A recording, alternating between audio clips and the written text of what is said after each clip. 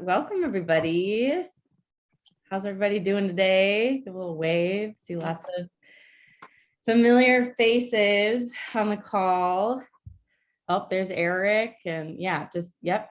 Hi, everyone. Welcome. I'm Brittany. You see me, Sarah, and Brenna on this call, and you're probably used to us running a lot of the programming here and being your hosts. And we are so delighted to turn the host and facilitator microphone and platform over to our friends, Abby, Cassandra, and Jason at the Center for Ethical Land Transition.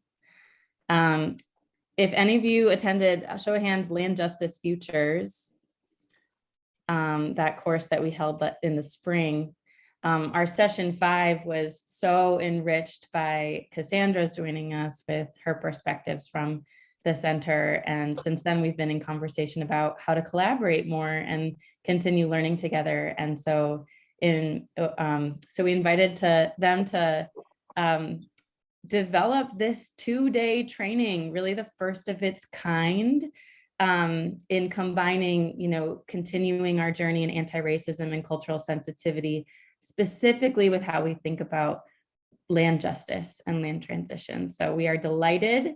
We are so grateful, and we just want to start by welcoming our friends and welcoming them to the stage. And they'll be kind of our pilots for the next 2 days. Thank you so much. Thanks for the warm welcome. And it's so good to be back in the room with all of you again. Some of you, I do recognize your faces and lots of new faces. So thank you so much for having us. And on behalf of Jason and Abby, I know we're all really happy to be here. And you'll get to know all three of us a lot over the next couple of days. So thanks so much for joining us. Thank you. It's just a deep honor to get to be in shared time and Zoom space with you. It really is. And one of the things I love so much is that you're a prayerful community. And so I feel touched by the opportunity to open us with a prayer, because my life with land is deeply guided by prayer. And so it's just again a very deep honor to get to open up a training by praying together. So I'd just like to invite you all in your own very well practiced ways to join me as I make a prayer for our time together.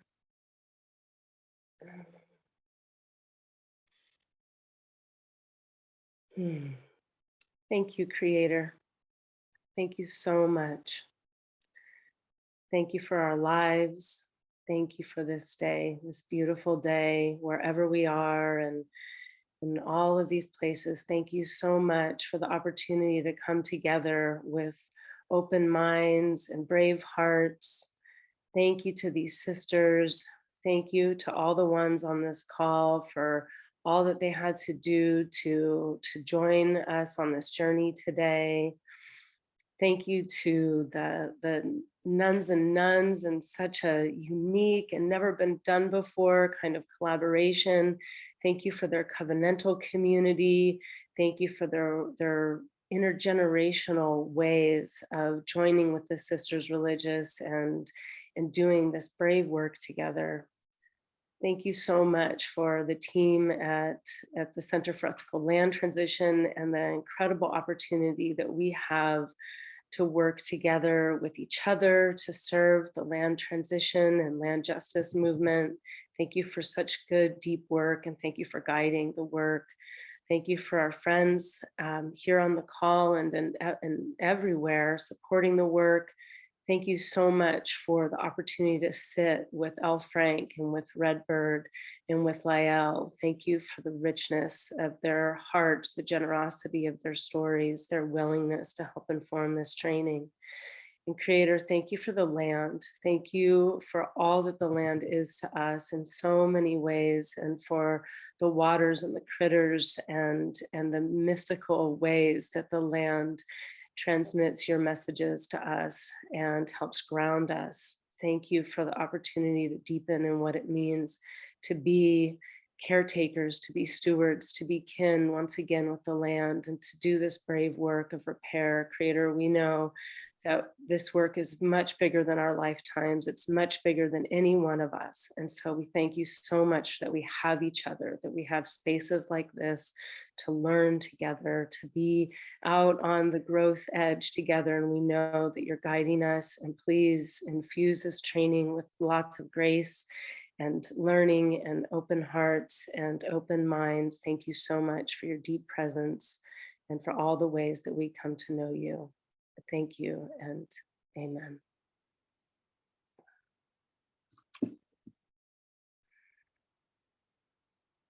Thank you.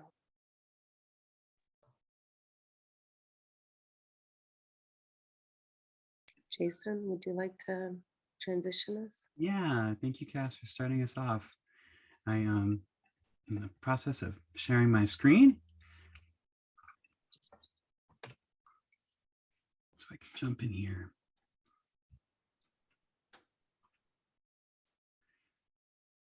So good morning, everyone. It's a pleasure and it's a privilege to be here.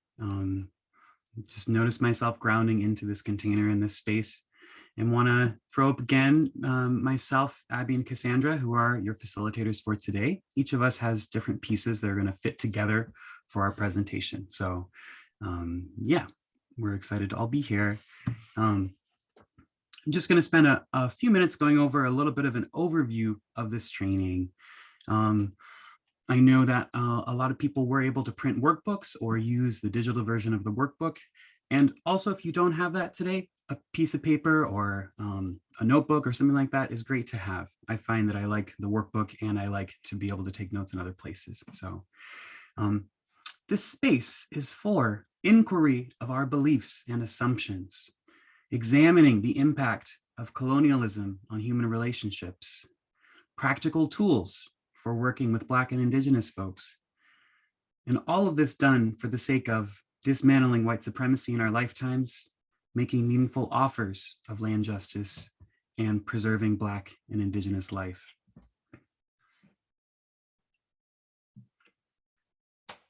As this is only 4 hours of training, which is actually not even that much time, I am going to state a couple of things that we won't necessarily have time in this training for. The big one is answering every question. Everyone has absolutely valid questions, and we won't have time to answer all of them, nor will we have extensive processing time for everyone's experiences and beliefs. But we state this with a note that everyone really needs time to process their feelings and their experiences, and to do any type of justice-oriented work. Having the support of peers and community is really, really important. So it's not to say that that processing isn't vital. It's just that we don't have time for all of it in this training together. And this is just one piece. So the ways to participate in this session, one is by using the workbook if you have it. If you don't have the workbook, you still will be able to follow along with the slides, although the workbook is recommended. In the workbook, there's space for taking notes for the different sections. And I encourage people to write all over the pages in the workbook. It doesn't matter where you write. You know, when I take notes, my notes are scribbled in the margins in all the places. So I encourage you to use it in whatever way feels good for you. And there likely, I would say for sure, won't be enough time for us to complete the whole workbook during the training. And because recordings of the sessions are going to be available to review later, we strongly recommend going back, watching these sessions again, and seeing if you can complete the workbook, because there's a lot of really, really great material in there. And just about our structure, we have one breakout room session per day, and there's a few invitations to share comments and questions in the chat. We may not be looking at questions in the chat all the time because we have just a few specific times to respond to them. And so we really encourage you to write your questions down on your pad of paper so that you have them, so that you can ask them at a later moment. Now, these are some values listed for our container, and I'm going to read through them and also want to invite people to type into the chat if they have any more values that they personally would add. Our values for today are approaching with curiosity and exploration, speaking for yourself, which means speaking in your own experience and who you are, how you are in the world. Respect yourself, respect others, and respect the training environment. I'm not worried about that one because I feel like everyone here is going to be respectful. If discomfort arises, make note of it so you can keep examining it. I think this is a really, really valuable one, that making note of where discomfort sits with us is a incredible first step to really examining that discomfort and getting deeper into it, which in terms of process-based work and progress-based work is really great. It is always okay to mess up. We're striving for progress, not for perfection. And we for sure won't be able to get to everything. And so we will have to accept some lack of closure if we don't get everything answered or everything figured out. And that's okay, because there will be more time. And so I would love to invite people to type some more things into the chat if there's anything that they want to share. Humility. Yes, thank you.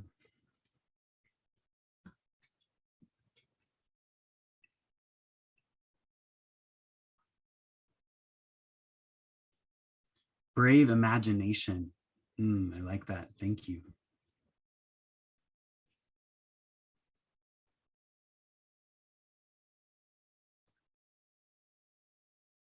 Stories stay, lessons leave. Stories stay, lessons leave. I think that means that the stories stick with us that we hear. I absolutely agree. Honesty. Absolutely. Thank you.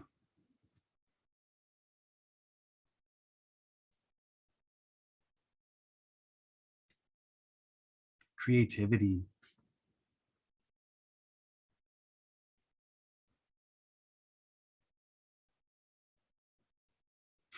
Story state equals confidentiality.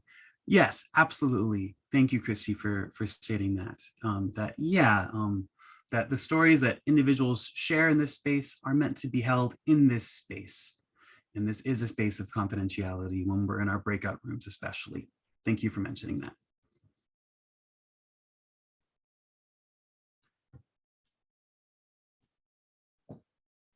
What about the stories in the presentations? That's a great question, Sarah. The stories in the presentations are not bound by confidentiality. The stories in the presentations are stories that you can absolutely talk about with other people, especially, I would say, with people who are also attending this course or who attended in the future. We have the consent of the voices that the people that we interviewed to share these stories. All right, thank you for the additions for our values. I'm going to move forward. Oh. And I'm actually going to pass this over to Cass. Thank you. I saw another value come through about suspending judgment. So thank you for that. I think that keeping an open mind and suspending our judgment is an awesome value. Thank you. We're going to just continue to ease our way into a lot of really deep content today, and give each of us an opportunity to go on a little guided visualization that I'm going to take us on. That's going to give us an opportunity to imagine into a place, a land place, an earth place that we have a relationship with. And so I'm going to invite you to just kind of let me, like, close your eyes and get comfortable and allow my questions to take you on an imaginative journey. And you're going to have a chance when you come out to write down what you see. But just for right now, just for a few minutes, just go with me, if you would, into on this guided journey. So thank you for getting comfortable and closing your eyes. And what I'd like you to do is think about a place that you know where the land is devotionally tended. Imagine who is the person or people that are doing the tending. And these are the ones whose hands are actually touching the earth place. Imagine them touching, tending the land. Are they tending the land in a way to create beauty and harmony in the place? Are they tending the land to grow food? Imagine the many reasons and motivations that might be guiding their hands to tend the land.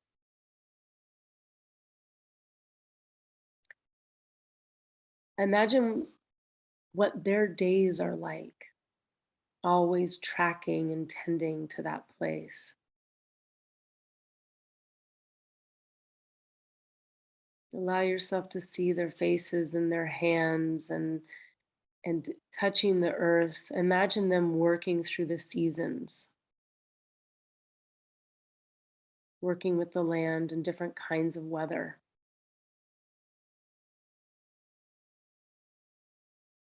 Imagine their hands touching plants, roots, leaves, soils. Maybe there are animals around them.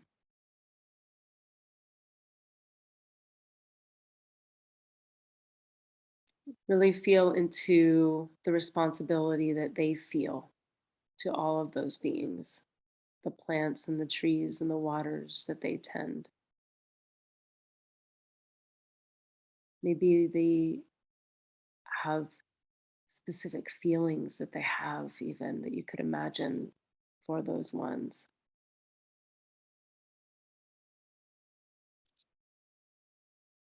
Imagine that person and or those people, what kind, what life might have led them, what kind of training or apprenticing, learning and listening did they need to have in order to know how to care for the land?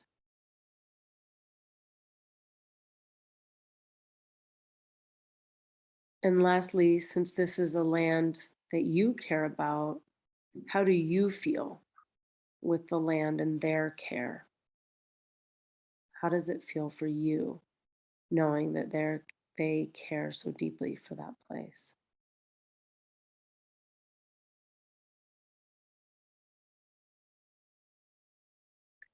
So collect whatever images, thoughts, words that are there for you in this guided visualization, and find a place, whether it's in your notebook or your workbook, and write a few sentences down about what comes up for you here.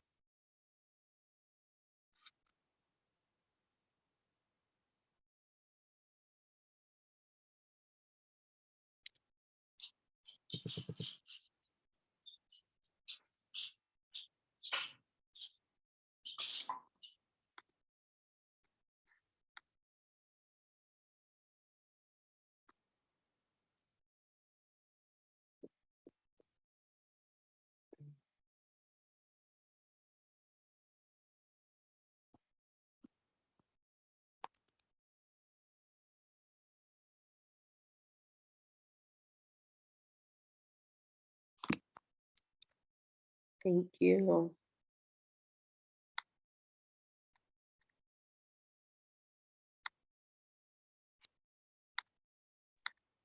So the reason why we started here is because we're in a journey of learning about land stewardship and how to imagine more deeply into our right relationship with land. And so as some of us might know, those folks, and maybe it's you, maybe some of you have that kind of high touch relationship, and you were on a guided visualization of your own hands tending a place. But the reality in the world that we live in right now is that so many times the people who have that high touch relationship, whose lives have been trained into the listening and care for the land and the growing of food, so often those folks are not the ones who actually have decision-making power with regard to the land. So many times those folks are the decisions and the fate of the land that they tend are made by people who may not actually know the trees, who may not know how the water flows across that land, who may not know the timing to plant the food so that we get the maximum yield. Those decisions are often made by people. About the fate of the land is often made by people who are in a different place, who have a literacy that might have gotten them on a board of directors because they manage an organization, or they're good at strategic thinking or whatnot, but they may not have that high touch relationship with that place. Jason, is there another slide here? Thank you. One of our interviewees, Lael, which you'll get to know on the journey, she said, "I just don't know if people who are in positions of power actually have the ability to see land as what it is, and the people who work it as equally worthy of dignity." And so that's part of what we're really wanting to open our perceptions into is this idea of dignity and the folks who are working the land and their capacity to be involved in the fate of the land, not only the caring in the short term, but the larger arc of care.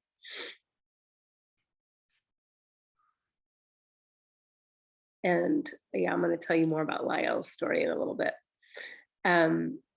So we're going to take a chance to discuss this actually, and really go into our imagination about how do we feel about who we trust, about who do you trust to care for the land, whether that's individuals like those you might have just imagined, or groups of people that you might know, institutions that you're involved with, and just to examine, why do we trust who we trust?